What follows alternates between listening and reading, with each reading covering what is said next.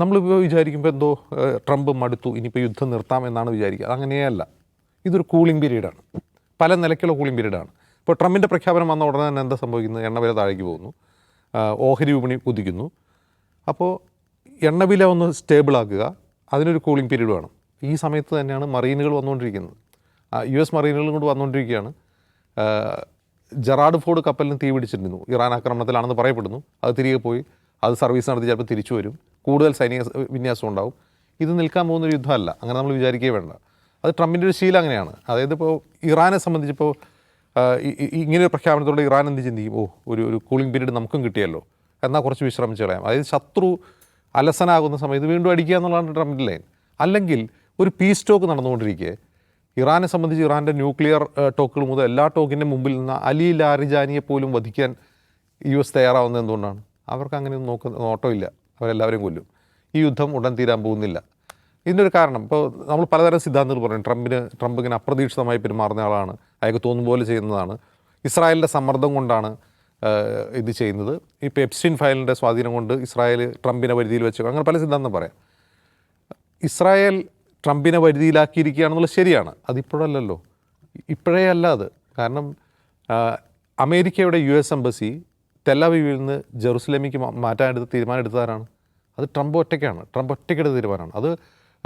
Israel ഫലസ്തീൻ കോൺഫ്ലിക്റ്റിൽ വളരെ പ്രധാനപ്പെട്ട ഒരു ഇവൻ്റാണത്.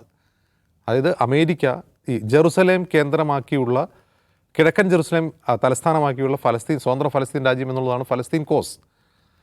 2 നേഷൻ തിയറിയാണ് ഒബാമയുടെ അവസാന കാലഘട്ടം വരെ അമേരിക്കയുടെ ഔദ്യോഗിക നിലപാട്. 2 നേഷൻ തിയറി എന്ന് പറഞ്ഞാൽ കിഴക്കൻ ജെറുസലേം തലസ്ഥാനമാക്കിയുള്ള ഫലസ്തീൻ രാജ്യം. ഈ 2 നേഷൻ തിയറി എന്ന് പറയുന്ന ചീട്ട് കീറിക്കളയുന്ന ഒന്നാണ് തെല്ലവീവിൽ നിന്ന് ജെറുസലേമിലേക്ക് ഇത് മാറ്റുന്നത്. എന്ന് മാത്രമല്ല, അതിൻ്റെ സൂത്രധാരനാരാണ്? ട്രംപിൻ്റെ മരുമകനായ ജെറാഡ് കുഷ്ണറാണ്. ഈ കുഷ്ണർ തന്നെയാണ് അബ്രഹാം അക്കോർഡിൻ്റെ സൂത്രധാരൻ. അതിലേക്ക് GCC രാജ്യങ്ങളെ കൊണ്ടുവരുന്നത്. അവസാനം 2024 ഒക്ടോബർ 7 ആക്രമണത്തിലേക്ക്, ഹമാസിൻ്റെ ആക്രമണത്തിലേക്ക് വഴിവെക്കുന്ന സംഭവങ്ങളുടെ മുഴുവൻ സൂത്രധാരൻ ട്രംപ് തന്നെയാണ്. അപ്പോൾ ട്രംപ് യഥാർത്ഥത്തിൽ ഇസ്രായേലിൻ്റെ പരിധിയിലാണോ, ഇസ്രായേൽ ട്രംപിൻ്റെ പരിധിയിലാണോ എന്നൊരു ക്വസ്റ്റ്യൻ കൂടിയുണ്ട്. അപ്പോൾ ഈ ഒക്ടോബർ 7 ആക്രമണത്തിലേക്ക് വഴിവെച്ച ഘടകങ്ങൾ എടുത്ത് പരിശോധിച്ചാൽ അതൊക്കെ ട്രംപിൻ്റെ ഐഡിയ ആണ്. അബ്രഹാം അക്കോർഡ് ട്രംപിൻ്റെ ഐഡിയ ആണ്.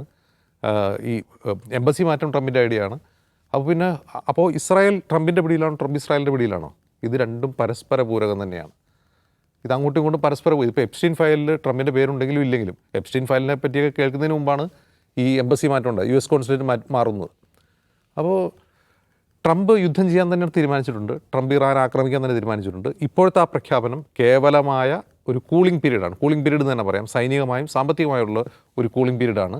അവരാക്രമണം തുടരുക തന്നെ ചെയ്യും. ഇറാൻ അതിലൊട്ടും വിശ്വസിച്ചിട്ടില്ല. ഇപ്പോൾ പുറത്തു വന്ന വാർത്തകൾ പ്രകാരമാണെങ്കിൽ പാകിസ്ഥാൻ ഇസ്ലാമാബാദിലാണ് ഇനി അടുത്ത ടോക്ക് നടക്കാൻ പോകുന്നത്. ഒരു പക്ഷേ US vice president JD Vance അതിൽ പങ്കെടുക്കുമെന്ന് കേൾക്കുന്നു. പാകിസ്ഥാൻ വഴി ഇറാൻ്റെ കയ്യിലേക്കൊരു ഡോക്യുമെൻറ്റ് US പ്രസിഡന്റ് ട്രംപ് കൊടുത്തിട്ടുണ്ടെന്ന് പറയുന്നു. ആ ഡോക്യുമെൻറ്റിൽ എന്താണുള്ളതിനെക്കുറിച്ചുള്ള ഊഹാപോഹങ്ങളും മാധ്യമങ്ങളിൽ വരുന്നുണ്ട്. അതിൽ പറയുന്നത് ഒരു 15 നിർദ്ദേശങ്ങളാണുള്ളത്. ഈ 15 നിർദ്ദേശത്തിലാണ് കഴിഞ്ഞ 2025 മുതൽ ടോക്ക് നടന്നുകൊണ്ടിരിക്കുന്നത്. 2026 ടോക്ക് ഈ 15 നിർദ്ദേശങ്ങളാണ്. അപ്പോൾ ആ 15 നിർദ്ദേശങ്ങളെ ഇറാന് അംഗീകരിക്കാവുന്ന ഒരു കാര്യവുമില്ല എന്ന് പറഞ്ഞാൽ ഞങ്ങൾ സാങ്ഷൻ ലിഫ്റ്റ് ചെയ്യാം, അതായത് ഉപരോധങ്ങൾ നീക്കാം, അതുവഴി കിട്ടുന്ന പണം നിങ്ങൾ എന്ത് ചെയ്യരുത്, മിസൈൽ ഉണ്ടാക്കാൻ ഉപയോഗിക്കരുത്. ഇറാൻ ഒരു കാലത്ത് സമ്മതിക്കില്ല. എന്നിട്ട് അതേ പേപ്പർ തന്നെ കൊടുത്തിട്ട് നമുക്ക് ഈ യുദ്ധം നിർത്താം, നമുക്ക് സംസാരിക്കാമെന്ന് പറഞ്ഞു, അതേ ഡോക്യുമെൻറ്റ് കൊടുക്കാമെന്ന് പറഞ്ഞാൽ ഇത് മൊത്തം തട്ടിപ്പാണ്. ആ തട്ടിപ്പ് മനസ്സിലായതുകൊണ്ടാണ് ഇറാൻ അമേരിക്കയെ കളിയാക്കുന്നത് ഞങ്ങളില്ല എന്നുള്ളത്. ഇനി വേറൊരു സിദ്ധാന്തം പ്രചരിക്കുന്നത്, അതും ശരിയാണെന്ന് അറിയില്ല, യഥാർത്ഥത്തിൽ ട്രംപ് പിൻവാങ്ങാൻ ഉദ്ദേശിക്കുന്നു.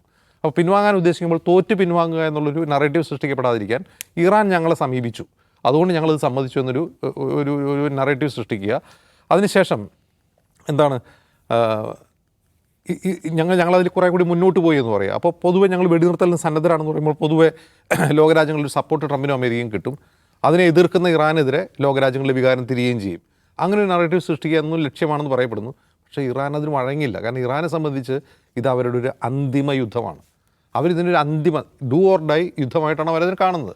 കാരണം ഈ യുദ്ധം അവർ 47 വർഷം മുമ്പേ പ്രതീക്ഷിച്ചിട്ടുണ്ട്. അമേരിക്ക ഏത് നിമിഷവും ഇങ്ങനൊരു ആക്രമണം നടത്തുമെന്ന് പ്രതീക്ഷിച്ചിരിക്കുന്ന ഒരു രാജ്യമാണ് ഇറാൻ. അതിനുവേണ്ടിയാണ് അവർ മിസൈൽ സിറ്റികൾ സ്ഥാപിച്ചിട്ടുള്ളത്. ആ മിസൈൽ സിറ്റികളിലുള്ളത് മിസൈലുകൾ തന്നെയാണ്. അവർ ഒരു ആ രാജ്യം നിലനിൽക്കണമോ വേണ്ടയോ എന്നുള്ളൊരു യുദ്ധത്തിലേക്ക് പോകാൻ അവർ എന്നേ തയ്യാറാണ്. അങ്ങനെ തയ്യാറായിരിക്കുന്ന രാജ്യത്തിൻ്റെ അടുത്ത് ഇത്തരത്തിലുള്ള കപടനാട്ടികൾ കൊണ്ട് അവരെ ടേബിളിലേക്ക് കൊണ്ടുവരാൻ കഴിയില്ല. ടേബിളിലേക്ക് കൊണ്ടുവരാൻ വേണ്ടിയുള്ളതല്ല ഇത് എന്നുള്ളത് യാഥാർത്ഥ്യം. അങ്ങനെ അവരെ വഞ്ചിക്കാൻ കഴിയില്ല. അതാണ് അവരുടെ പ്രശ്നം.